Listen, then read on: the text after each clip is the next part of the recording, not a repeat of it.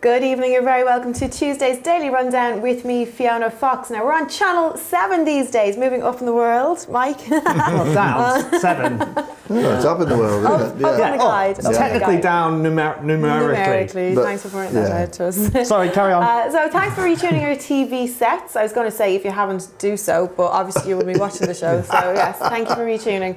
Tonight on the programme we'll have a guest interview with Gary Howard. He's a forensic professional, and we're going to chat about this big stories of the day as well. That includes Dennis Skinner, which we're all looking forward to, plastic surgery and the job market, and lots more as well. But to get us started, let me introduce to you my lovely guest this evening.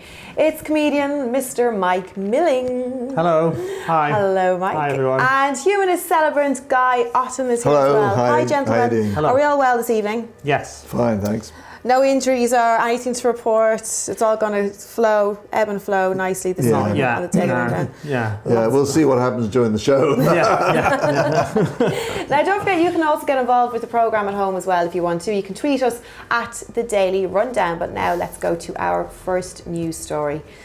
The body that regulates UK doctors is bringing in new guidelines for cosmetic procedures to stop rogue practitioners who put profits before patients. The General Medical Council rules, coming into force in June for private clinics and the NHS, make it clear that patients must not be rushed or cajoled into having surgery. Promotional tactics like 2-for-1 offers are going to be banned, and doctors who break the rules could be struck off the medical register. Now, how do we feel about this? Surely, I mean, I'm kind of surprised this isn't already in place. Yes, that's kind of a big surprise exactly for me. my thought. Yeah, you know, why do they need these standards? Surely they should already be doing them. And also, isn't the problem that some of these 2-for-1 breast implant products are actually dodgy? Yeah. And surely you want both of them done, I was going to say, that's still out as well. If you get one breast implant, you can get the second half price. I kind of want them as a pair, to be honest. If I was, not that I'm getting breast implants. But if you were going to, and if you want to now, you know it's going to be regulated anyway, so that's good, Mike. But yeah, you're right, actually. No, I mean they're dodgy because Yes. the product is dodgy, Right. Yeah. not because I take your point. 2-for-1 is eminently logical. Super. Yeah. I always find the idea of promotional offers on anything that's health related is a bit madness anyway, though, do you not? It cheapens it a bit, I think, doesn't it? It They makes make you you worry worry. a bit. But there are people, like I've seen that, like news reports and stuff about these kind of. You expect it in like plumbing or like with working, but like cowboys, you know what I mean? The cowboys come Yes. along. Oh, I'll put a bit of. Yeah, I can put a bit of Botox in your face, no problem. Yeah. Or, oh, you need that done as well. Oh, you might need a bit of that done as well.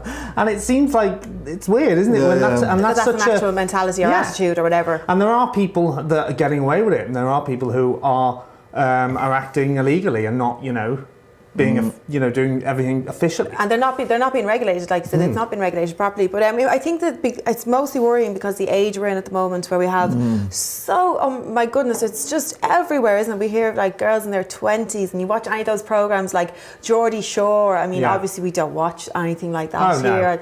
It's all very highbrow at the Daily Rundown. But if we did, we would see young girls in their 20s, with the lips done, the cheeks done. I mean, a lot of people, your face probably hasn't even fully developed in some situations.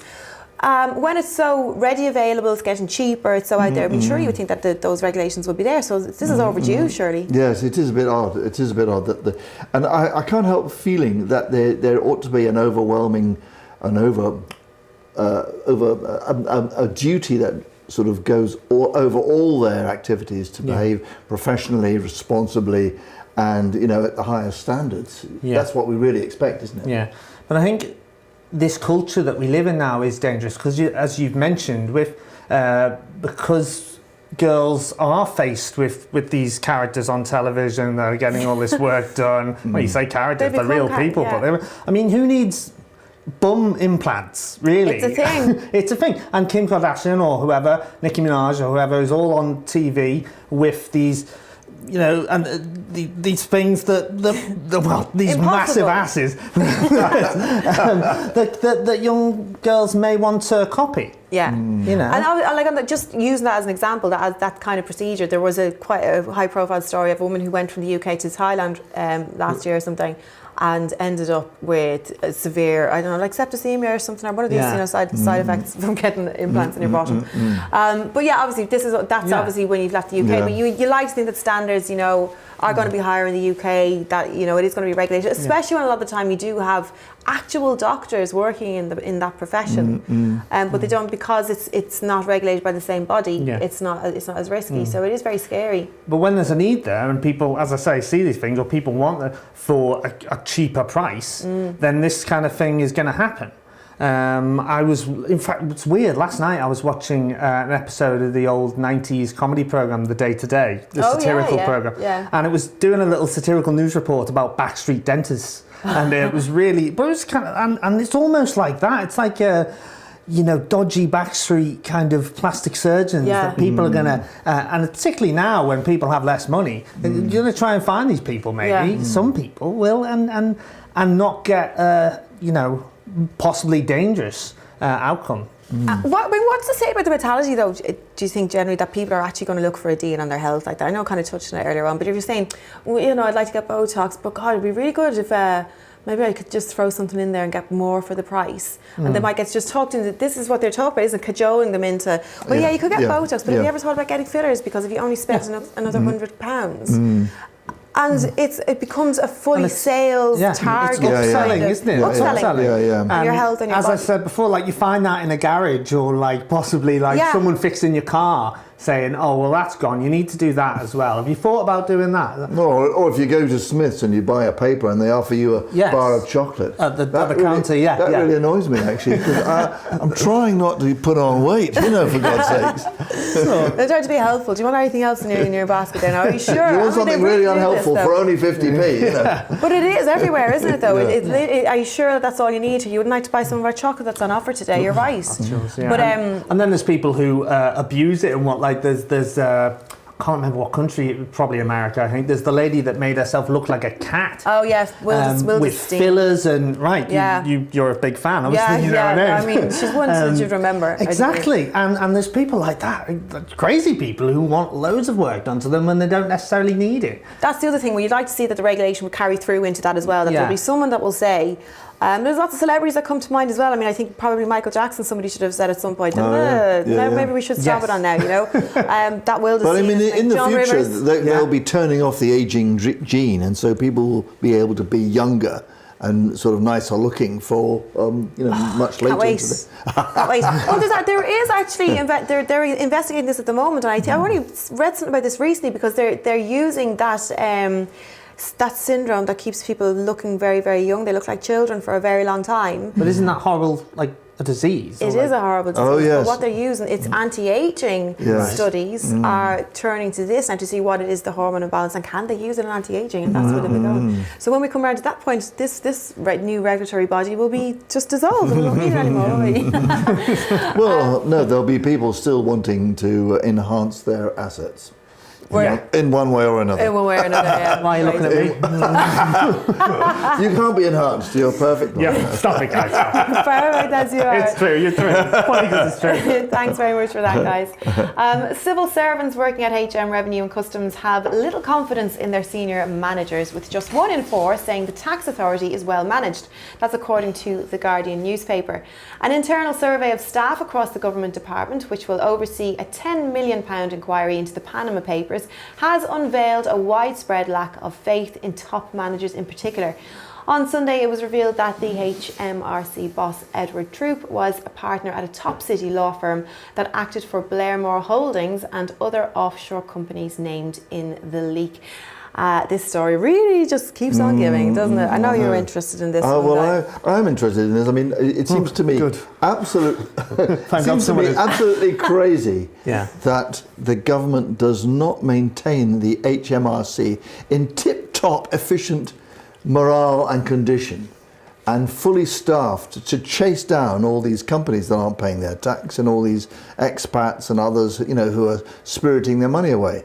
And we know that the opposite is happening. They're just blindly cutting, even when cutting, the budget is counterproductive. So that's extraordinary. And I get to the point, I'm getting a bit suspicious and paranoid about this, because I'm just thinking, well, all these old Etonians, they've got all these offshore accounts and all this sort of stuff. And maybe one of the reasons for limiting the budget and sort of putting pressure on the HMRC is so that HMRC doesn't catch them out. Right. You know. Yeah. Perhaps I'm being paranoid. No, well, I was going to say, I actually don't think that we're in that kind of feeling. I think that's the whole point of the survey. I think that people are in this feeling of, they've no faith, they're distrustful now. Yeah. I don't think it's paranoia necessarily at all. I think that this is the atmosphere that's been forced upon us now. Yeah. And I think that it's representative of like what everybody's feeling in general towards. That's right, and I think the government, because of the financial pressure they're putting on local authorities and on the civil service, are presiding over a sort of dismantling almost of the public services. And we used to have quality public services, and I think our public services are straining and stressing, and they're low morale. I mean, in some areas it's even worse than this. And it's depressing. So do you think that people going forward now they're just not going to be a feeling that there will be sort of any kind of justice or proper investigation into the Panama Papers at all based on this? Well, I mean, they say they're setting aside £10 million. I don't know how many people that pays and for how long and in what sort of depth. I mean, apparently there's millions of documents. For someone to sift through. Yeah.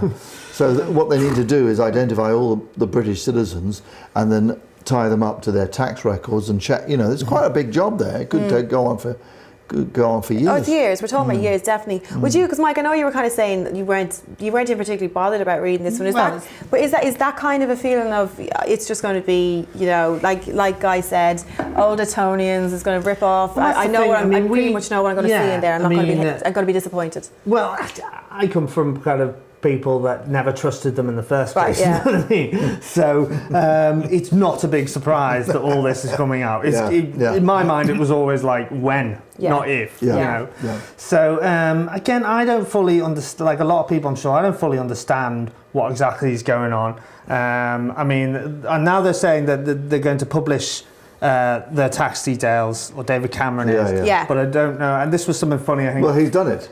Yeah, but it's. I mean, isn't it hard to see someone's tax return to see where they're not paying tax by showing you a tax return? Yeah. We want to find where he's not paying. Yeah. But the point is by publishing it, he hasn't published a whole tax return, just a summary of them. Yeah, right. You do get a picture which you may have, for instance, information which you realise is not there. Okay. Well, one of the things that has been thrown up by David Cameron's tax return is how little he's paid as Prime Minister. Right. It's something like 150,000, and which really, obviously, compared to sort of big chief execs of major companies, he ought to be on at least $500,000. Yeah. Really. Yeah. I think on the back of that though, it just kind of and like what you've said, Mike. Though, to be fair to the guy, he ought to be being paid more. Yeah. Well, let's be fair to the guy as well. I was going to say that's another chat. Thanks very much for that, guys. We're going to go for our first break of the evening. Don't go anywhere. We've got lots more news and a special guest coming up as well. See you soon.